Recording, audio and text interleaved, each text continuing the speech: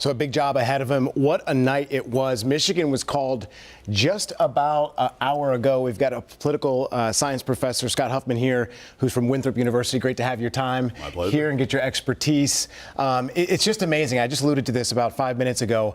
It seems like he's going to win the popular vote, which hasn't happened since George W. Bush. Michigan just got called. There's no longer a blue wall, it seems like, anymore between Michigan, Wisconsin, and Pennsylvania. You know, the blue wall, which was so stunningly important to Democrats, was really built on the relationship between unions and the Democratic Party. I mean, that blue wall is also colloquially known as the Rust Belt, you know, from the steel workers to the car makers.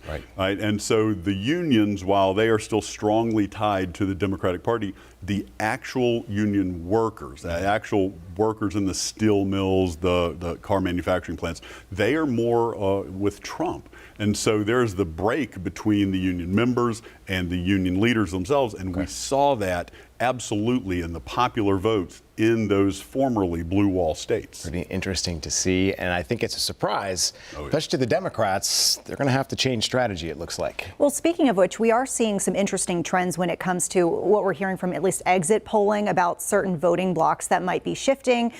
We heard a lot about Latino men this time around, as well as black men. And it's just, I'm curious to hear what your thoughts are on these shifting trends and what else you've heard as far as what boosted Trump to victory and Kamala Harris to defeat. Well, there's a couple of things when you look at, you know, sort of the subcategories of groups of people.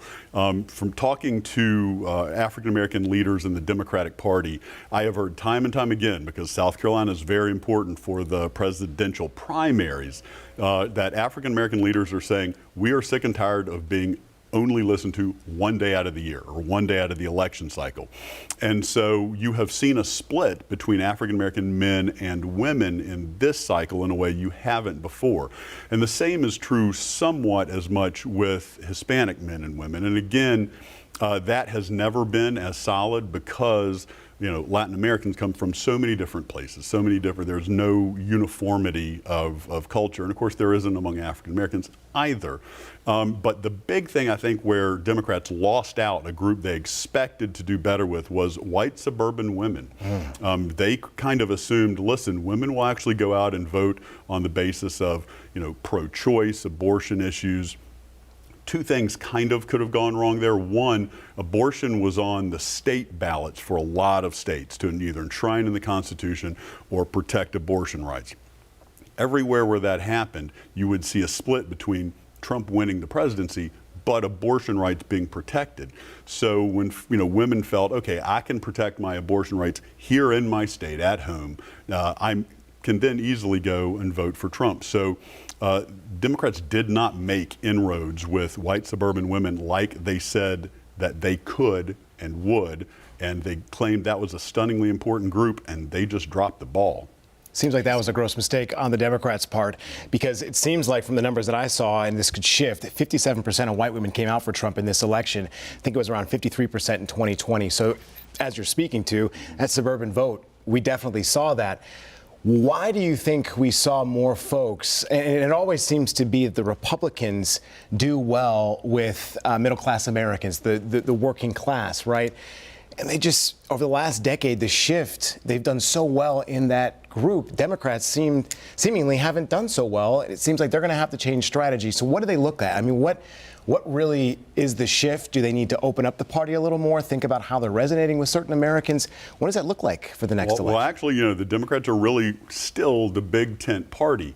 And that is actually a little bit of the problem. It's how can you hone in on a single clear message when you have so many voices competing for time? There's a saying in politics that if you're explaining, you're losing.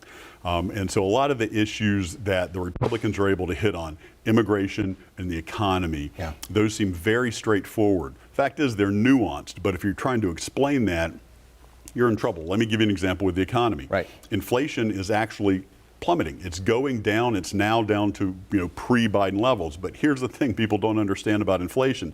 When inflation goes down, it doesn't mean prices go down. It means they're rising at a slightly slower rate. So when inflation shot up at the beginning of the pandemic, during Biden's years when the pandemic got bad, those prices at the grocery store went through the roof. Well, inflation has started going down. but those prices stayed high. It's just that now they're not rising quite as much. So, the working class folks, they feel the economy every week when they go grocery shopping, when they put gas in their tanks, when they have to pay for health care. 10% of Americans own about 92% of the stock. So when the stock market goes through the roof, it's not really helping the everyday purchasing power of rank and file middle class Americans. And when we say middle class, we actually mean people that truthfully would be considered the upper 15-20% household income wise. Okay. They feel that as well. That's why the Republicans were able to get a clearer message across, because the Democrats can't say a thing about, well, your prices aren't quite as high. Yes, they were. Right. Well, interesting shift. To that point, we are hearing, of course, some economic policy that we heard that Trump wants to try to accomplish this time around. And a big storyline we're watching today is the balance of power. We know that Republicans have the Senate now, and the House is still up in the air, but I'm seeing just a lot of talk about how it's only a matter of time before Republicans could have that, but it might be a while before we actually get the final results. So wait and see. But what does that look like as far as how this administration that's about to be incoming here can accomplish the goals that they want with the balance of power that we're seeing shaping up at this point in time? That's a great question, and it brings me to another point. I think most people are sick and tired of hearing the word unprecedented, but this is really unprecedented. You got to remember, our founders created a system of checks and balances before there were political parties, right? Political parties didn't exist. They were an accident of the way our founders designed the Constitution. Just the way they designed it would always lead to a party system, a two-party system, and nobody realized that at the time.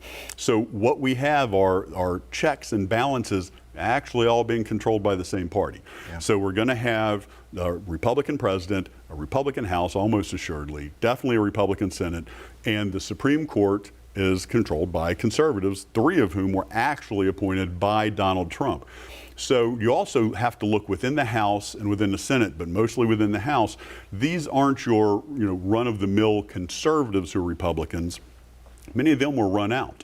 Liz Cheney, no one voted more conservative than Liz Cheney in the House of Representatives, but she did not like Trump, did not trust Trump, and she got tossed out. And she actually, this super conservative voting woman in the House, actually campaigned for Kamala Harris. That's how much Donald Trump worried her. So the people who are in the House, in the Senate, aren't just Republicans, they are MAGA Republicans. So as far as checks and balances, you have not just one party, but a party within a party, kind of controlled by a group within the Republican Party, able to do things with very few checks and balances. And Donald Trump going forward, and he said this in his speeches, and I take him at his word, his plan is going to be able to try, and let somebody else challenge if they don't like it. So instead of testing the waters with executive power, he's probably going to be moving ahead and just see if somebody challenges him on it. And it sounds like, obviously, going through this, we're going to go back to the split ballot, right? People voting, talking about that. That's so interesting to me because inflation resonated with a lot of folks. People always usually remember, right, how you made them feel, not necessarily what you did or maybe what you said. So a lot of folks were maybe voting on that, right, in economics. And you made that point about inflation.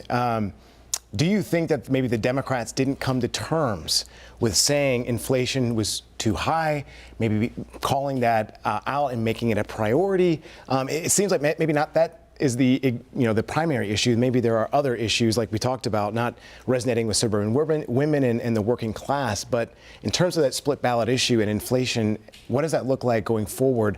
And the strategy that politicians on either side need to kind of get in mind and go forward.